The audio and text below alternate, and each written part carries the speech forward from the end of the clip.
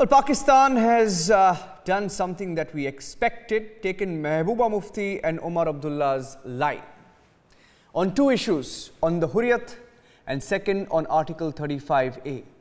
In a letter that's been written by the Pakistan's foreign minister to the UN, two issues have been raised, Article 35A and Hurriyat. Pakistan has openly batted for Article 35A. Now this leaves Mehbooba Mufti and Omar Abdullah in a curious position. Will they continue to toe Pakistan's line on Article 35A? Or will they retract, will they backtrack on the line? Because Pakistan is also taking that line and they will be put to test now if they don't change their line on the issue. Well, it's a test, Aditya, for both Mehbooba Mufti and Omar Abdullah. They will now have to take a stand on whether they will bat with Pakistan or they will take an anti-Pakistan line on Article 35A and the Hurriyat.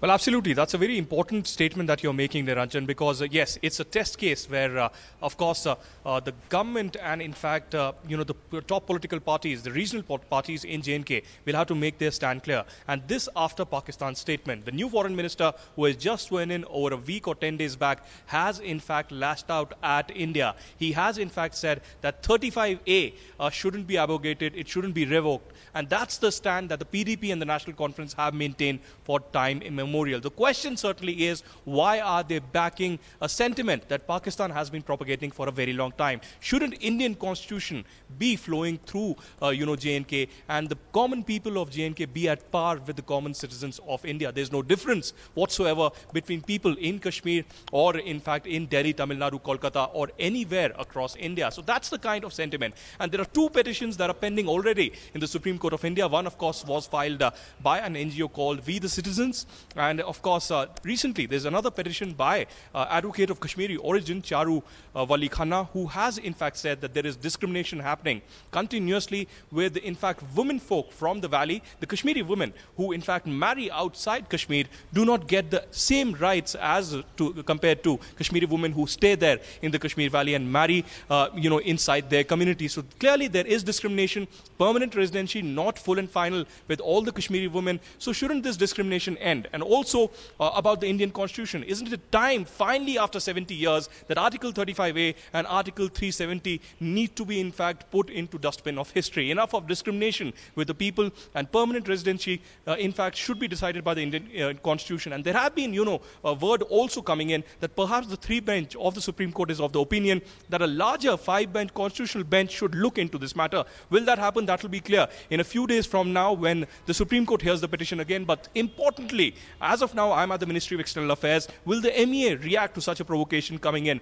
from the Pakistani side? Pakistan making it very clear that they are going to continuously rake up the Kashmir issue and for the first time perhaps raising the issue of 35A as well. Well, looking at the line taken by Pakistan, of course, the United Nations will pay no attention to what Pakistan says on either Article 35A or Hurriyat or even Kashmir, and we all know that.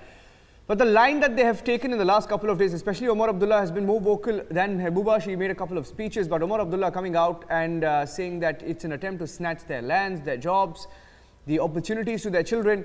Now, when Pakistan writes to the UN, almost echoing what Mehbooba Mufti and Omar Abdullah say, now that's a dangerous trend, because now after this, Aditya, if Omar Abdullah and Mehbooba still stick to what they have been saying, they will be judged. Absolutely, they will be judged, and there is, context to this. One, Pakistan has been raising this because, of course, there is internal turmoil in Pakistan, and what the Pakistani government and the current interim Prime Minister really want to do is that continuously boil the issue of Kashmir, rake up Kashmir issue at several multilateral forums and international level, as it was a trend in the Nawaz Sharif regime as well. That's the basic point as of now. They want to clearly, in fact, divert the entire attention from the basic issue of Pakistan-sponsored terrorism, state-sponsored terrorism at this moment. So the question question at this moment that we are asking is, what is the difference in the tone, tenor, and in fact the reflection that PDP, NC and Pakistan in fact are making on the issue of Article 35A, or even the raids against Hurriyats that have been taking place by the National Investigative Agency. As of now on 35A, there is almost no difference in the opinion of Pakistan, PDP and NC. I think we're getting some breaking reactions to the story. Aditya, stay with me. I think we're getting some breaking reactions to the story. Let's take those reactions. Aditya, stay with me. I think we're getting some breaking reactions. Let's take those reactions and come back.